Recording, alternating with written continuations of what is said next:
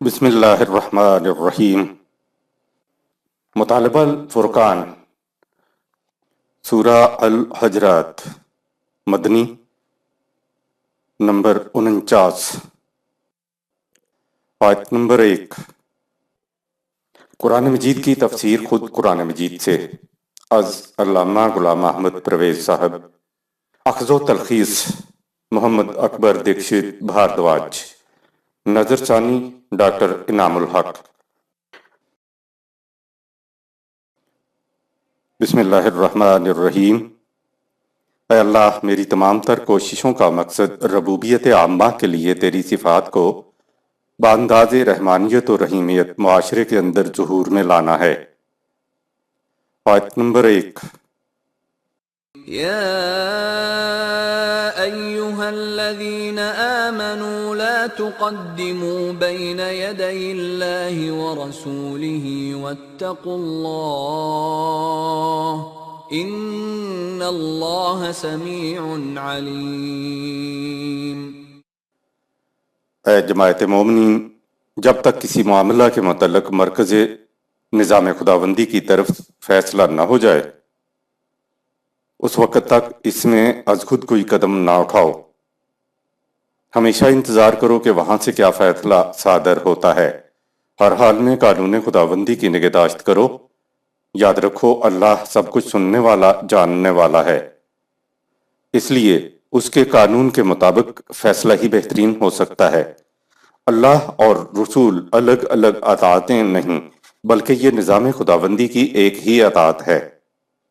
اللہ اور رسول قرآن کریم کی ایک اصطلاح ہے، جس سے مراد نظام خداوندی ہے، اور یہ ایک ہی اطاعت ہے، کیونکہ اللہ اور رسول کے لیے تثنیہ کے صیغے کی بجائے صیغہ واحد آیا ہے۔ ویسے بھی اللہ اور رسول کی اصطلاح قرآن کریم میں مدنی آیات میں آئی ہے، جبکہ نظام یا تو قائم ہونے جا رہا تھا یا پھر جب یہ قائم ہو چکا تھا۔ جب تک دین کا نظام قائم رہا، اس اصطلاح کے سمجھنے میں کسی کو دقت پیش نہ آئی۔ سب اس اصطلاح سے نظام خداوندی یا اسلامی مرکز ملت ہی مراد لیا کرتے تھے۔ جب دین کا نظام نہ رہا اور دین مذہب میں تبدیل ہوا، تو مذہبی پیشوائیت نے اللہ اور رسول کا مفہوم یہ کہہ کر بدل دیا کہ یہ دو اطاعتیں ہیں، یعنی اللہ کی اطاعت قرآن کریم کی روح سے اور رسول کی اطاعت احادیث کی روح سے، جو رسول اللہ صلی اللہ علیہ وسلم کی وفات کے 250 سال بعد لوگوں سے سن سنا کر مرتب ہوئیں۔ روایت کہتے ہی سنی سنائی بات کو ہیں، اور یوں معاشرے میں فیکم رسولہ، سورہ 3 آیت 101، سورہ 49 آیت نمبر 7، یعنی ایک اتھارٹی اور ایک اطاعت نہ ہونے کی وجہ سے سب سے پہلے اسلام کی توحید پر زد پڑی اور فرقے بننے شروع ہو گئے۔ کوئی مملکت قائم ہی نہیں ہو سکتی جب تک اس کی ایک محسوس اتھارٹی موجود نہ ہو۔ یہ فیکم رسولہ دراصل نظام خداوندی کے سربراہ کے لیے اصطلاح آئی ہے، اور ظاہر ہے کہ سربراہ ایک ہی ہوتا ہے۔ پچھلی سورہ الفتح تھی جو فتح مکہ تک آ گئی تھی۔ لگتا ہے کہ خیبر اور مکہ کی فتح کے بعد مسلمانوں کی حکومت مضبوط ہو گئی تھی، اس لیے اس سورت الحجرات کی پہلی ہی آیت میں ایک منظم حکومت کا جو بنیادی قاعدہ یا قانون ہے اسے سامنے لایا گیا۔ عرب میں اس حکومت کے قائم ہونے سے پہلے ان کی زندگی بالکل انفرادی تھی، یا زیادہ سے زیادہ قبائلی اور پنچایتی زندگی تھی، لیکن اب ان کے ہاں اللہ اور رسول یعنی ایک منظم حکومت قائم تھی۔ اس کا ایک سربراہ تھا، اس کے قاعدے قانون تھے۔ قانون بنانے کے لیے ان کے ہاں اب شورائیت تھی، جس میں مشورہ کیا جاتا تھا، اور باہمی مشورے کے بعد سربراہ مملکت فیصلہ دیتا تھا، اور پھر اس فیصلے کو نافذ کیا جاتا تھا۔ لوگ اس کا برضا و رغبت اطاعت کرتے تھے۔ تو پہلی بات تو یہ کہی کہ جب تک اس مرکز کی طرف سے کسی معاملہ کے متعلق فیصلہ نہ ہو جائے، یوں ہی اپنے طور پر فیصلہ کر کے کوئی قدم نہ اٹھا لیا کرو۔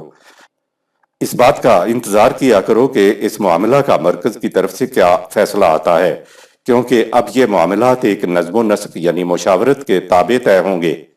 عرب قوم نہ تو تہذیب یافتہ تھی اور نہ متمدن تھی، اس لیے قرآن نے انہیں چھوٹی چھوٹی باتوں کے متعلق بھی ہدایات دیں۔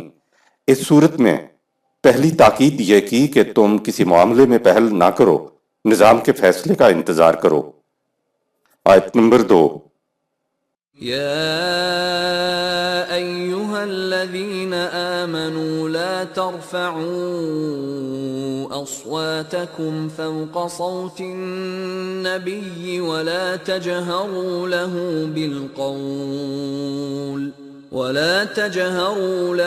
بالقول كجهر بعضكم لبعض أن تحبط أعمالكم وأنتم لا تشعرون۔ اے جماعت مومنین، اپنی رائے کو ہمیشہ نظام خداوندی کے فیصلے کے تابع رکھو اور نہ ہی مشاورت کے وقت ایسا کرو کہ یوں شور و گل مچا کر اپنی بات منوا لی جائے، جیسا کہ تم ایک دوسرے کے ساتھ کرتے ہو۔ اس طرح کرنے سے تمہارے تمام اعمال رائیگاں چلے جائیں گے اور تمہیں اس کی خبر بھی نہ ہونے پائے گی۔ آواز کے معنی فیصلہ ہوتے ہیں۔ یہاں یہ دوسری تاکید دی کہ سربراہ کے کسی فیصلے سے تمہارا فیصلہ بالا نہیں ہونا چاہیے، بلند ترین فیصلہ نبی نظام کے سربراہ کا ہی ہوگا۔ لا ترفعوا اصواتکم فوق صوت النبی کے معنی یہ نہیں ہے کہ نبی کی آواز سے اونچی آواز نہ نکالا کرو۔ دراصل آواز کے معنی ہی فیصلہ ہوتے ہیں۔ کہا ہے کہ اس فیصلے کے اوپر تمہارا کوئی فیصلہ نہیں ہونا چاہیے، تمہیں اس کے فیصلے کے تابع چلنا ہے، یعنی نظام خداوندی کا سربراہ باہمی مشاورت کے بعد جو فیصلہ بھی نافذ کرے اس کی بالادستی کو قبول کرتے ہوئے اس کی اطاعت کرو۔ آج بھی بیشتر مجالس میں دیکھنے میں آتا ہے کہ شور مچ گیا ہے، ایک دوسرے کو چپ کرایا جا رہا ہے، اس شور میں پھر کوئی فیصلہ نہیں ہو پاتا۔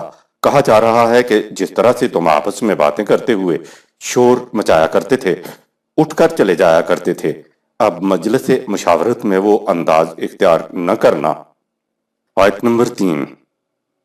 ان الذين يغضون اصواتهم عند رسول الله اولئك الذين امتحن الله قلوبهم للتقوى لهم مغفرة واجر عظيم۔ یقیناً جو لوگ اپنی رائے کو مرکز کے فیصلوں کے تابع رکھتے ہیں تو یہ وہ لوگ ہیں جن کے دلوں کو خدا اپنے قوانین کی اطاعت کے لیے پاکیزہ اور خالص کر دیتا ہے اور ان کے لیے تباہیوں سے بچنے کا سامان پیدا کر دیتا ہے اور انہیں اجر عظیم عطا کر دیتا ہے۔ امتحنا سے امتحان ہے اور اسی سے لفظ محنت ہے اور معنی ہے کسی چیز کو واضح کر دینا، غلط کو صحیح سے الگ کر دینا، کھوٹے کو کھرے سے الگ کر دینا۔ آیت نمبر 4۔ ان الذين ينادونك من وراء الحجرات اكثرهم لا يعقلون۔ اور بعض اس قسم کے نادان بھی آ جاتے ہیں کہ وہ تجھے تیرے مکان کے باہر ہی سے چلا چلا کر پکارنا شروع کر دیتے ہیں۔ 1400 سال پہلے کے غیر متمدن لوگوں کو آداب سکھائے جا رہے ہیں کہ مکان کے باہر سے بلند آواز سے چلا چلا کر نہ بلاؤ، بلکہ دروازے پر 3 بار دستک دو اور پھر اس شخص کے باہر آنے کا انتظار کرو، جواب نہ ملے تو واپس چلے جاؤ۔ اکثرہم لا یعقلون کہہ کر بتا دیا کہ یہ کوئی جرم اور گناہ کی بات نہیں ہے، بلکہ بات یہ ہے کہ ان کی عقل کی سطح ہی ایسی ہے کہ نہیں سمجھ سکتے کہ باہر کھڑے ہو کر چلا چلا کر کسی کو نہیں بلانا چاہیے۔ ان واقعات کو بیان کرنے سے قرآن کریم کا مقصد یہ بتانا ہے کہ ان لوگوں کی ذہنی سطح یہ تھی، ان کی تربیت کے بعد ان کے ہاتھوں یہ انقلاب عظیم برپا کرایا گیا اور یہ ہمارے آپ کے لیے قیامت تک کے لیے ہدایات ہیں۔ آیت نمبر 5۔ وَلَوْ أَنَّهُمْ صَبَرُوا حَتَّى تَخْرُجَ إِلَيْهِمْ لَكَانَ خَيْرًا لَهُمْ وَاللَّهُ غَفُورٌ رَحِيمٌ۔ انہیں چاہیے کہ بات کرنے کے لیے انتظار کریں تاکہ تو گھر سے باہر آ جائے، یہ طرز عمل ان کے حق میں بہتر ہے۔ ان کی نادانی کو اللہ درگزر کر کے ان کے لیے ایسے سامان پیدا کرتا ہے جن سے ان کی حفاظت بھی ہو جائے اور نشو و نما بھی۔ آیت نمبر 6۔ يا أيها الذين آمنوا إن جاءكم فاسق بنبأ فتبينوا أن تصيبوا قوما بجهالة فتصبحوا على ما فعلتم نادمين۔ اے جماعت مومنین، جب کوئی فاسق فساد پھیلانے والا تمہارے پاس کسی معاملہ کی خبر لائے تو فوراً اس کے پیچھے نہ لگ جایا کرو، بلکہ پہلے اس کی تحقیق کر لیا کرو۔ ایسا نہ ہو کہ تم بلا تحقیق کوئی ایسا قدم اٹھا لو جس سے کسی قوم کو محض تمہاری جہالت کی وجہ سے کوئی نقصان پہنچ جائے اور اس کے بعد تمہیں اپنے کیے پر خود ہی پچھتانا پڑے۔ خبر ملتے ہی اسے پھیلانا غلط ہے، بہتر یہ ہے کہ نظام کے ذمہ داروں تک خبر کو پہنچاؤ تاکہ وہ معاملہ کی اچھی طرح تحقیق کر لیں۔ سورہ 4 آیت 83۔ آیت نمبر 7۔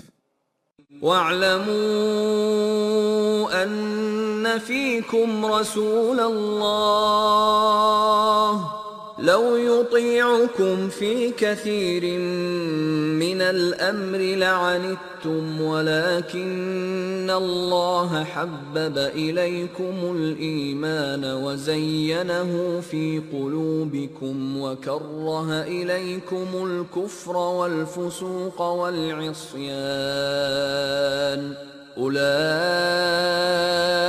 هُمُ الرَّاشِدُونَ۔ یاد رکھو، خدا کا رسول نظام کے مرکزی حیثیت میں تمہارے اندر موجود ہے۔ تم ہر معاملہ میں اس کی طرف رجوع کرو اور جو فیصلہ وہاں سے ملے اس کے مطابق عمل کرو۔ یہ نہ چاہو کہ وہ تمہاری ہر بات مان لیا کرے۔ اگر وہ ایسا کرنے لگا تو انتشار کی وجہ سے تم مصیبت میں پڑ جاؤ گے۔ اللہ تمہارے لیے یہی پسند کرتا ہے کہ تم ایمان پر جمے رہو اور تمہارے دل اسی سے مزین رہیں۔ وہ تمہارے لیے یہ پسند نہیں کرتا کہ تم ان قوانین سے انکار کرو یا اپنے لیے کوئی الگ راہ تجویز کرو اور اپنے نظام سے سرکشی اختیار کر لو۔ یاد رکھو، جو لوگ ایمان اور اطاعت کی راہ اختیار کرتے ہیں اور کفر و عصیان کی راہ سے مجتنب رہتے ہیں تو یہ ہیں جو سیدھے راستے پر گامزن ہیں۔ دین کے تسلسل کے لیے الکتاب اور فیکم رسولہ سورہ 3 آیت 101، سورہ 49 آیت نمبر 7 کی موجودگی ضروری ہے۔ یہ دونوں موجود ہوں تو امت کبھی گمراہ نہیں ہو سکتی۔ ان دونوں میں سے ایک بھی موجود نہ ہو تو امت گمراہ ہو جاتی ہے۔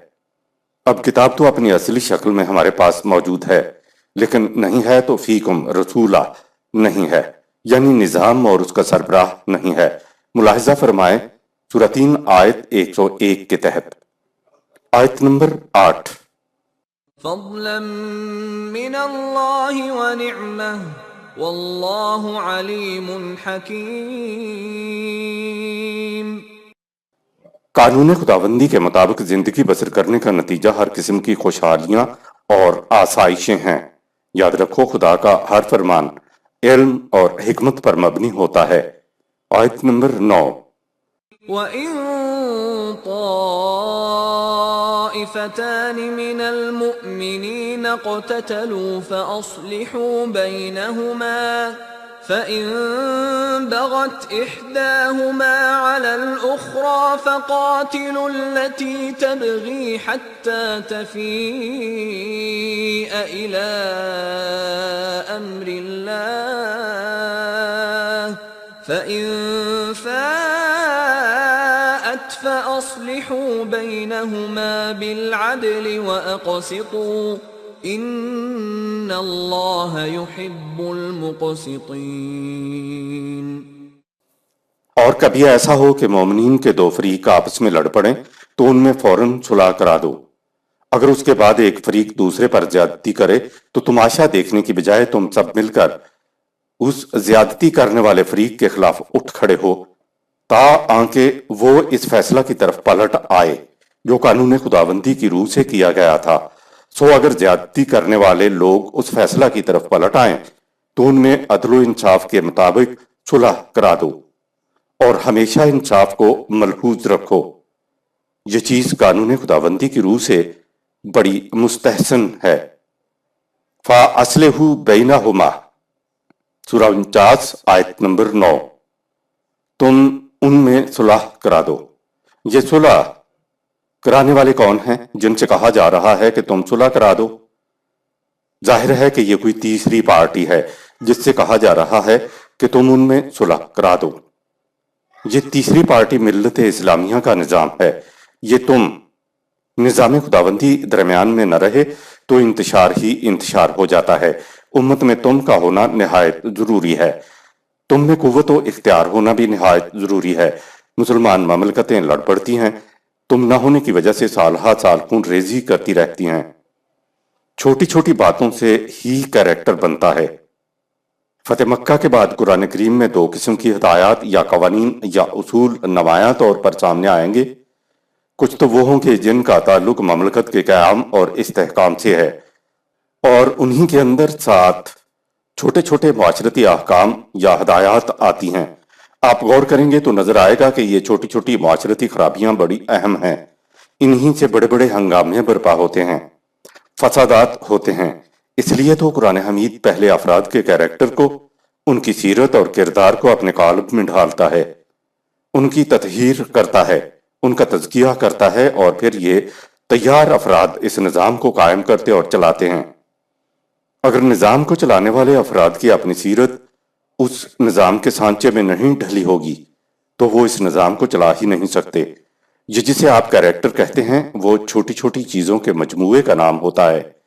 بڑے بڑے اہم معاملات کے اندر تو انسان ویسے ہی احتیاط برتتا ہے کہ کوئی ایسی حرکت نہ ہونے پائے جو نمایاں طور پر نظر آ جائے۔ یہ اخلاق سے گری ہوئی ہے۔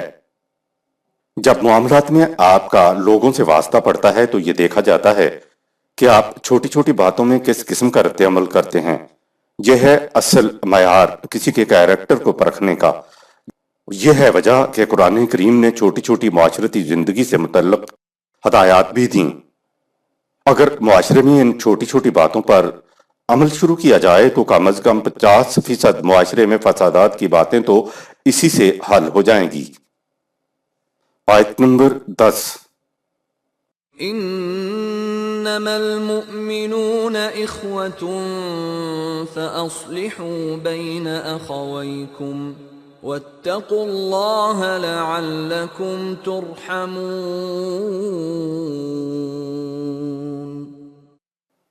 یقیناً مومن سب ایک دوسرے کے بھائی ہیں۔ جھگڑنے والوں میں صلح کراتے وقت اس حقیقت کو فراموش نہ کرو کہ یہ دونوں تمہارے بھائی ہیں۔ تمہارا فیصلہ بلا کسی رو رعایت کے قانون خداوندی کے مطابق ہونا چاہیے۔ اس سے تمہاری جماعت مرحمت خداوندی کی مستحق رہے گی۔ انما المؤمنون اخوۃ، لڑنے والے مومنین یا مومنین کی جماعتیں تو آپس میں بھائی بھائی ہیں، لیکن صلح کرانے والے نظام یا مملکت سے کہا کہ اخویکم، یہ لڑنے والے دونوں تمہارے بھائی ہیں، ان میں صلح کرا دو، بیٹھے تماشا مت دیکھو۔ یہ یاد رہے کہ انما کہہ کر کہا گیا ہے کہ یقیناً مومنین آپس میں بھائی بھائی ہیں، تو مومنات بھی یقیناً مردوں کی بہنیں ہیں۔ یوں ذہن میں رہے تو معاشرے سے فحاشی ختم ہو جائے گی۔ آیت نمبر 11۔ يا أيها الذين آمنوا لا يسخر قوم من قوم عسى أن يكونوا خيرا منهم ولا نساء من نساء عسى أن يكن خيرا منهن ولا تلمزوا أنفسكم ولا تنابزوا بالألقاب بئس الاسم الفسوق بعد الإيمان ومن لم يتب فأولئك هم الظالمون۔ اے جماعت مومنین، تم میں سے کوئی فریق دوسروں کا مذاق نہ اڑائے، ہو سکتا ہے کہ وہ تم لوگوں سے بہتر ہوں۔ نہ تو تمہارے مرد اور تمہاری عورتیں ایسا کریں اور نہ ہی تم ایک دوسرے کے خلاف عیب لگاؤ، نہ طعن و تشنیع کرو اور نہ ہی ایک دوسرے کے الٹے نام رکھو۔ جب تم ایمان لا کر بلند اخلاق کے حامل بننے کا تہیہ کر چکے ہو تو پھر آپس میں ایک دوسرے کے برے نام رکھنے سے کیا مطلب؟ یہ بڑی بری بات ہے۔ اگر تم میں سے کسی نے ایسا کیا ہے تو اسے اپنے کیے پر نادم ہو کر فوراً اس روش کو چھوڑ دینا چاہیے۔ اگر وہ ایسا نہیں کرے گا تو وہ قانون خداوندی کی نگاہ میں مجرم قرار پائے گا۔ یسخر کا مادہ ہے سین خے رے، اور اس کے معنی ہے دوسرے کو اس طرح باتوں سے اپنے نیچے دبانا کہ وہ ذلیل ہو جائے بلکہ وہ ذلت محسوس کرنے لگے۔ اسی لفظ سے تسخیر کا لفظ بھی ہے۔ جو ایسی باتوں سے پرہیز نہ کریں ان کے لیے کہا فَأُولَٰئِکَ هُمُ الظَّالِمُونَ، سورہ 49 آیت نمبر 11۔ یہ ظلم کرنے والے ہیں، یعنی قوانین خداوندی کی نگاہ میں مجرم ہیں۔ آیت نمبر 12۔ يا أيها الذين آمنوا اجتنبوا كثيرا من الظن إن بعض الظن إثم ولا تجسسوا ولا يغتب بعضكم بعضا أيحب أحدكم أن يأكل لحم أخيه ميتا فكرهتموه واتقوا الله إن الله تواب رحيم۔ اے جماعت مومنین، بدگمانی سے اجتناب کرو۔ بعض بدگمانی تو ایسی ہوتی ہے کہ وہ دوسرے کے متعلق خیر سگالی کے تمام جذبات کمزور کر دیتی ہے۔ نہ ہی تم خوامخواہ ایک دوسرے کے راز کی باتوں کی ٹوک لگاؤ اور نہ ہی ایک دوسرے کی غیبت کرو۔ کیا تم اسے پسند کرو گے کہ تم اپنے مردہ بھائی کا گوشت کھاؤ؟ غیبت کی مثال ایسی ہے، اس سے تو تمہیں گھن آئے گی۔ تم ہر معاملہ میں قوانین خداوندی کی نگہداشت کرو، غلطی ہو جائے تو اپنی اصلاح کر لو۔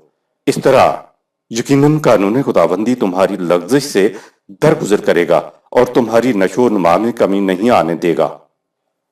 آیت نمبر 13۔ يا أيها الناس إنا خلقناكم من ذكر وأنثى وجعلناكم شعوبا وقبائل لتعارفوا إن أكرمكم عند الله أتقاكم إن الله عليم خبير۔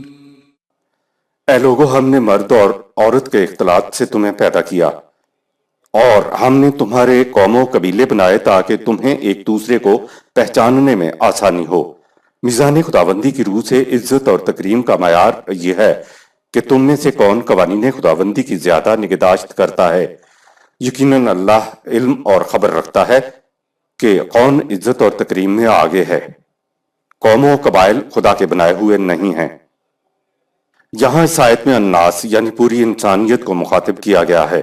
انسانیت کو مخاطب کرنے سے قرآن کریم کا مطمع نگاہ انسانیت کو ایک قوم، ایک برادری بنانا ہے۔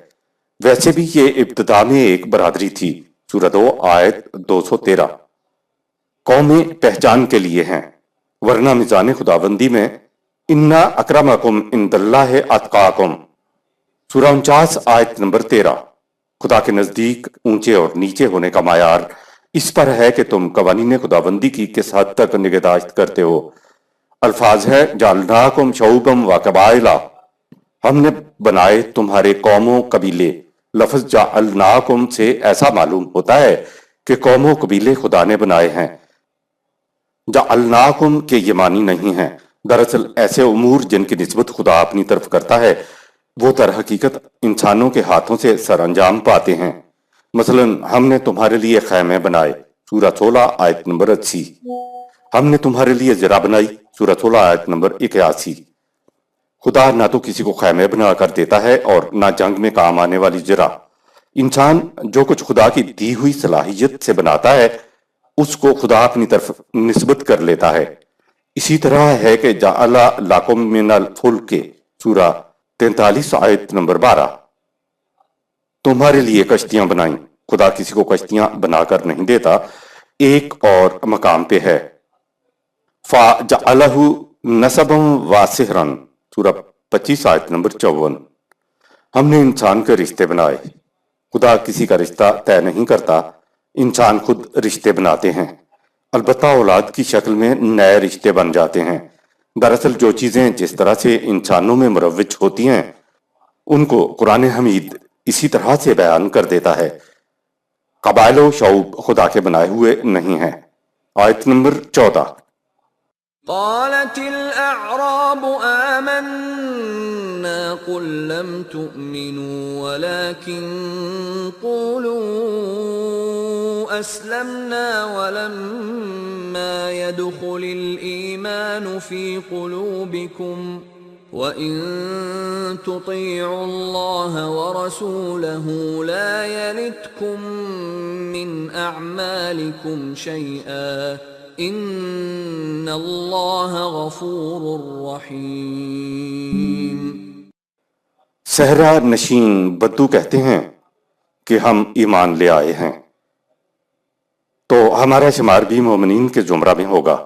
ان سے کہو کہ تم ابھی مومن نہیں ہوئے ہو، تم نے صرف اللہ اور رسول اسلامی حکومت کی فرما پذیری اختیار کی ہے اور ایمان تمہارے دل کی گہرائیوں میں ابھی نہیں اترا ہے۔ اگر تم اس نظام خداوندی کی اطاعت کرتے رہو گے تو تمہارے اعمال کا پورا پورا بدلہ تمہیں ملتا چلا جائے گا، اس میں کسی قسم کی کمی نہیں ہوگی، اور تمہیں بھی اس نظام کی طرف سے حفاظت اور ربوبیت کا سامان مومنین کی طرح ملتا چلا جائے گا۔ ایمان کے مطابق کسی کے اعمال ہیں تو وہ مومن ہے، اور ایمان کے مطابق اعمال نہیں ہیں تو یہ مملکت کے سامنے اسلمنا جھکنا ہے۔ عرب جنہیں بدوی عرب کہا جاتا تھا وہ اسلامی فتوحات کو، اسلام کی شان و شوکت کو دیکھ کر ایمان لے آئے تھے اور سمجھتے تھے کہ ان کا مرتبہ مومنین کے برابر ہے۔ عربوں کے ہاں شہری آبادی تھوڑی تھی، شہر ہی چند تھے، باقی ساری آبادی اعراب یعنی بدوؤں پر مشتمل تھی جن کی زندگی خانہ بدوشی کی تھی۔ ان سے کہا گیا کہ لم تومنو، سورہ 49 آیت نمبر 14، ابھی تم ایمان نہیں لائے ہو۔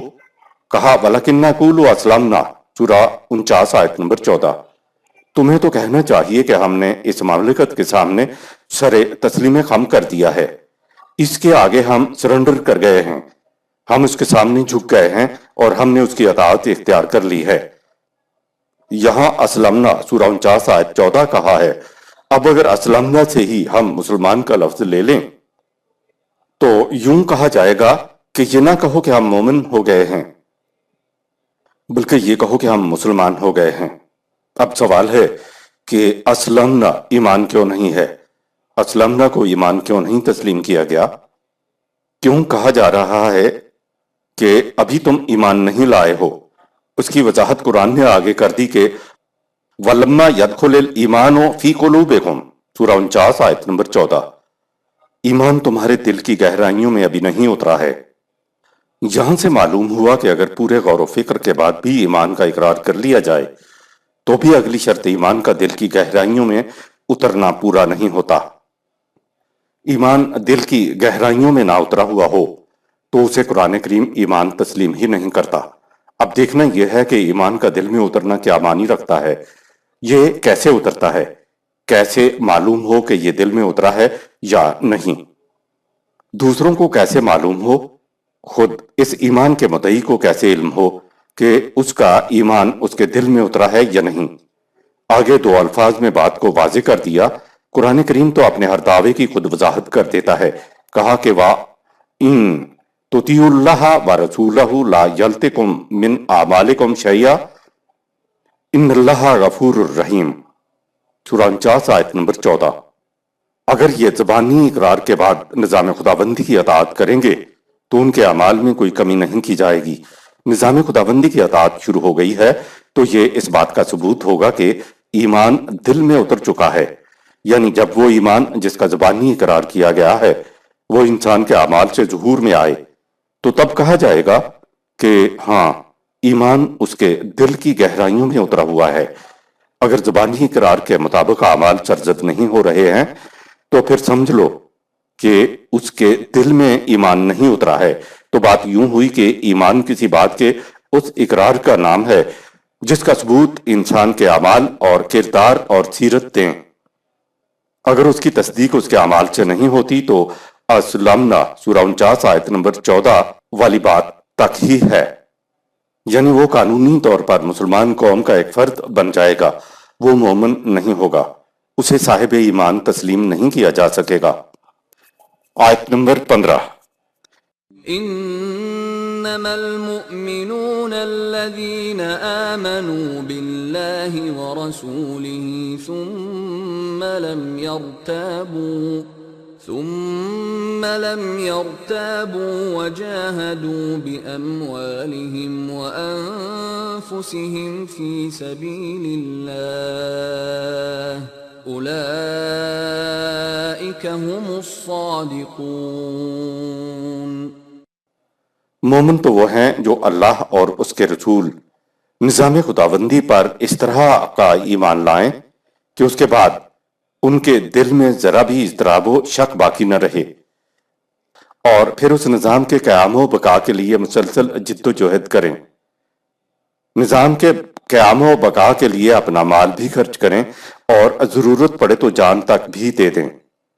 یہ وہ لوگ ہیں جو اپنے دعوی ایمان میں سچے ہیں۔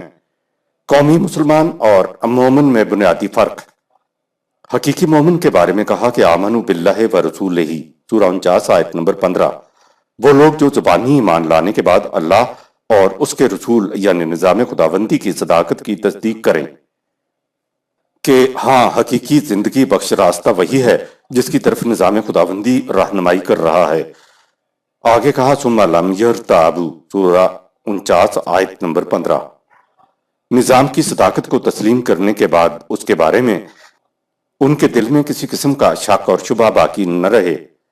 اب اقرار دل کے یقین کی حد تک پہنچ گیا۔ آگے ہے وَجَاهَدُوا بِأَمْوَالِهِمْ وَأَنفُسِهِمْ فِي سَبِيلِ اللَّهِ سورہ 49 آیت 15۔ نظام کی صداقت کو بلا شک و شبہ تسلیم کرنے کے بعد وہ بغیر کسی قسم کے ذاتی مفاد یا اغراض کو سامنے رکھے نظام خداوندی کے قیام و استحکام کے لیے اپنے مال اور اند ضرورت جان سے مسلسل جد و جہد کرتے رہیں۔ نظام خداوندی کی رہنمائی میں اپنا مال صرف کرنا اور اند ضرورت جان تک قربان کر دینا وہ اعمال ہیں جنہیں اعمال صالحہ کہا جاتا ہے۔ ایسے لوگوں کے بارے میں کہا اولئک ھم الصادقون سورہ 49 آیت نمبر 15۔ یہ ہیں جو اپنے دعوی ایمان میں سچے ہیں۔ بدوؤں نے تو اسلامی حکومت کے سامنے اسلم کیا، سر تسلیم خم کیا، ان کے ایمان کو تسلیم نہیں کیا گیا۔ ہم آج کے مسلمان تو کسی اسلامی نظام کے سامنے اسلم سر تسلیم خم بھی نہیں کیا۔ ہم مسلمانوں کے گھروں میں پیدا ہونے والے مسلمان تو نسلی قومی مسلمان ہیں۔ قرآن حکیم کے معیار کے مطابق ہم ایمان والے کہلا سکتے ہیں۔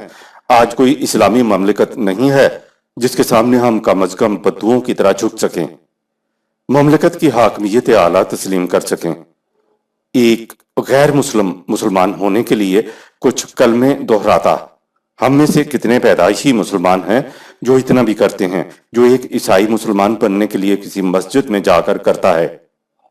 یاد رکھیں، نہ تو کوئی پیدائشی طور پر مسلمان پیدا ہوتا ہے اور نہ ہی کافر۔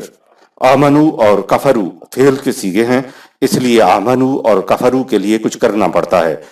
پیدائشی طور پر تو بس انسان ہوتا ہے، اچھا یا برا تو اسے خود بننا پڑتا ہے۔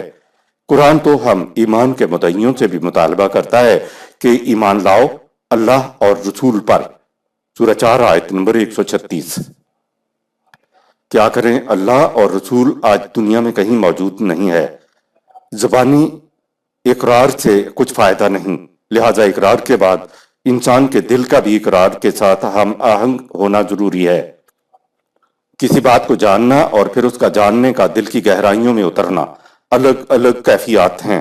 ایمان تو کہا ہی اس وقت جائے گا جب ایمان کے مطابق یعنی قوانین خداوندی کے اعمال کا کسی کی زندگی میں مظاہرہ ہوگا۔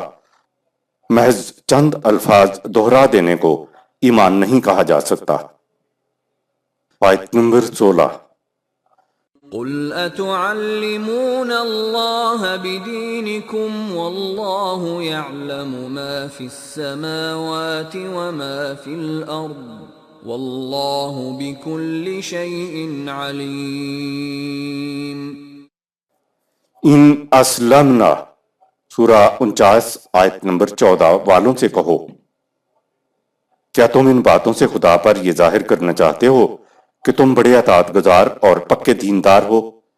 یاد رکھو کائنات کی پستیوں اور بلندیوں میں جو کچھ ہے اللہ کو سب کا علم ہے، اسے ہر بات کی خبر ہوتی ہے۔ قرآن حکیم تو قیامت تک کے لیے ہے، یہ بات اس زمانے کے اعراب کی نہیں ہو رہی ہے۔ اس زمانے میں وہ مخاطب تھے، ان کے بعد آج یہ ہم سے مخاطب ہے۔ قرآن حکیم یہ بات کہہ رہا ہے کہ چند الفاظ دہرا کر تم کس طرح سے دعوی ایمان کر سکتے ہو؟ تمہارے دعویٰ سے کیا ہوتا ہے کہ ہم ایمان لے آئے؟ خدا تو جانتا ہے کہ ہم کیا کر رہے ہیں۔ آیت نمبر 17۔ یمنون علیک ان اسلموا قل لا تمنوا علی اسلامکم بل اللہ یمن علیکم ان ہداکم للایمان ان کنتم صادقین۔ پھر یہ بدو لوگ اے رسول تجھ پہ احسان دھرتے ہیں کہ وہ اسلام لے آئے ہیں۔ ان سے کہو کہ اپنے اسلام کا مجھ پر احسان نہ دھرو، بلکہ یہ تو اللہ کا تم پر احسان ہے کہ اس نے تمہیں ایمان کی راہ دکھا دی ہے۔ لہٰذا اگر تم واقعی اپنے دعوی ایمان میں سچے ہو تو اس کا تقاضا یہ ہے کہ تم خدا کے ممنون احسان رہو، نہ یہ کہ اپنے اسلام کا مجھ پر احسان دھرو۔ لفظ من کا لغوی قرآنی مفہوم، یمنون سورہ 49 آیت نمبر 17۔ من کے معنی احسان جتا دینا نہیں ہوتے ہیں، بلکہ من ہے کسی کو کسی ایسی چیز کا عطیہ کے طور پر عطا کرنا جس میں اس سے کسی محنت و مشقت کا تقاضا نہ ہو۔ قرآن کریم نے وہی رسالت نبوت کے لیے یہ لفظ استعمال کیا ہے، کہا کہ کسی خاص قوم یا قبیلے یا اس زمانے کے ان اعراب کے متعلق ہی نہیں ہے کہ تم پہ احسان کیا یا تمہیں یہ عطیہ دیا، بلکہ یہ تو پوری نوع انسان کے لیے قیامت تک کے انسانوں کے لیے عطیہ ہے، کیونکہ وہی رسالت اور نبوت میں کسی انسان کی محنت و مشقت کا کوئی دخل نہیں ہوتا۔ من کے لیے مزید دیکھیے سورہ 3 آیت 163۔ بدو اپنے زبانی ایمان کا احسان دھرتے تھے کہ جناب ہم آپ کی جماعت میں شامل ہو گئے۔ قرآن نے کہا کہ تم ان سے کہہ دو کہ اپنے اسلام کا احسان میرے سر پہ نہ دھرو۔ اگر نظام میں ووٹ لینے کا انتظام ہوتا تو پھر تو ایک ایک ووٹ کی بھی بڑی اہمیت ہے۔ وہ کہے گا کہ میرے ووٹ سے تمہاری جیت ہوئی ہے۔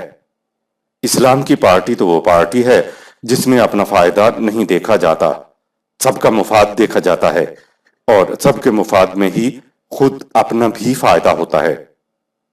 آیت نمبر 18۔ ان اللہ یعلم غیب السماوات والارض واللہ بصیر بما تعملون۔ ان سے کہو کہ تمہارے کہنے اور جتانے کی کوئی ضرورت نہیں، جب اللہ پر تمام کائنات کی پوشیدہ باتیں روشن ہیں تو تمہارے اعمال اس سے کس طرح چھپے رہ سکتے ہیں؟ وہ ان سب کو دیکھتا ہے۔ صدق اللہ العظیم۔ یہاں سورہ الحجرات اختتام پذیر ہوئی۔ شکریہ۔